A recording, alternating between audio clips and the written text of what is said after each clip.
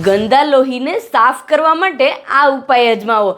જો લોહી ગંદુ હશે તો ચહેરા પર પિમ્પલ્સ, ડલ સ્કિન, સતત થાક લાગવો, મોઢામાંથી વાસ આવી, એલર્જી કે ખંજવાળ આવી, વાળ વધારે પડતા ખરવા, આ બધું બ્લડ પ્રોપરલી ક્લીન ન હોય તેના લક્ષણો છે. તો લોહીને શુદ્ધ કરવા માટે સવારે ગરમ પાણીમાં અડધું લીંબુ નીચોવીને પી શકાય છે. આ સિવાય નીમના કડવા લીમડાના પાન અઠવાડિયામાં 2 થી 3 વાર સવારે ખાલી પેટે લઈ શકાય છે. તુલસીના પાન દરરોજ 5 થી 7 ચાવી શકાય છે.